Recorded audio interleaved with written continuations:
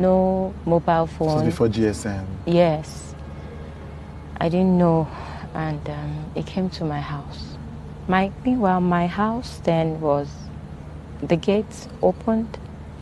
The living room is where you just knock the door and someone will come downstairs and open the door. And this time my mom had traveled with my younger sister. It was just myself and one of my elder sister that was at home, and my house, like a duplex, was a duplex so big that if you're in a room upstairs down, you won't know what's going on downstairs, things like that.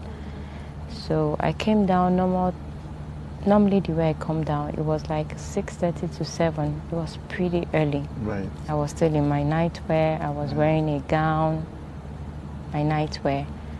And I heard the knock. Who is that? Pastor Biodun. I was first of all like, I couldn't say anything, like, what's this time? So early? But immediately I just opened the door. It just pushed me. He didn't say anything. He didn't utter any word. He just pushed me to one of the chairs in my living room, and I saw him like he was removing his belt. So I was like, what? He just said, keep quiet, do what I want you to do, and you'll be fine. So at this point, really, a whole lot was just going on in my head, because it was more like someone that had put up here that I felt was really, really concerned about me. I had already filled him in the place of like a father that could speak to me, guide me. He was there about to do something I did not believe. And then when I was just about to react, he just covered my mouth. And when he covered my mouth, it was just like, Busola, listen to me and you'll be fine. Just do what I want you to do. I didn't struggle.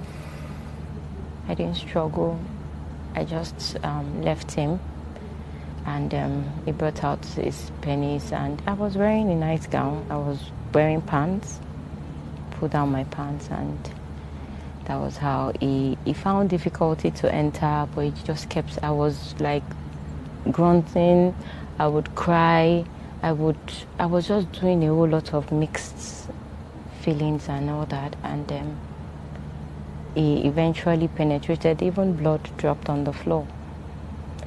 And at that point, he finished what he wanted to do. He had an orgasm and he zipped up. He left me there. I just sat on the floor and he went out. So when he went out, sorry, just hold on a minute. So take your time.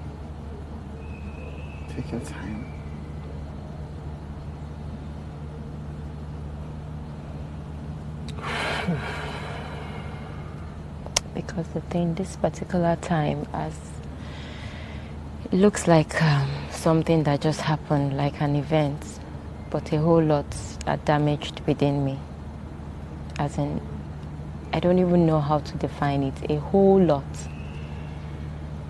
He entered his car. All I saw was he came back and he brought Crest. What is Crest? Toothpaste? No, a drink then. Mouthwash? No, a drink. Like a soft drink? Yeah, like a soft drink. Right. It was Crest. It had green contents. Right. I do remember. I think I remember Crest. Yeah, yes. so it was already opened. Right. He had opened it and he just poured it in my mouth. Why? I mean, I don't know. So he poured it in my mouth and I had to just be swallowing it as he was pouring, swallowing it. And he finished, and he was now tapping me like, you should be happy I'm the one that did this to you. Okay. So And then he left. He said, I'll see you. He left. But I should be happy. That is the one that did it to you. There is a man of God that did this to me. You should be happy that the man of God disvirgined me. Sort of. Okay, sorry. Let me be sure that I get this chain of events. And I'm sorry, because this is obviously a difficult thing. Yeah, it's fine. So you're saying that Pastor Biodun Fatoyinbo, and he was a pastor at this time. Yes. He has set up this church called Koza in Illinois. Yes, he was married. The wife had given birth. Oh, and he had a child. Yes, the wife had given birth to Shindara then. Right. Very little baby. Boy. And you were in the choir? Yes. That he'd like to be your spiritual father? Yes. And so, based on that, he would come and visit you to help, encourage you and support you. Yeah. And then one morning, Biodun Fatoyinbo comes into your house at dawn at 7 a.m. Yeah. And without saying anything to you, when you open the door, he pushes you onto a chair. Yeah. He tells you to shut up. Yeah. And then he rapes you. Yeah. He's always been aware. How long have you guys been married now? We've been married for 6 years. 6 years, right. Yeah. So he's been aware. It's not like it's a new thing. But then when you keep hearing news of this person doing this, this person doing that. And by this you mean abusing other women? Yes. And girls? Abusing other women, other teenagers as well. Other teenagers? Because you were a teenager Yeah, I was a teenager then. I had not even entered school. I was still trying to do my IJMBA to find my way into university. So, So I found out about this a week ago, about your husband's posts. Yeah. And apparently he came out, he didn't mention Biodun's name. He didn't mention me. So he came out to talk about this person who has been hurting women through the church.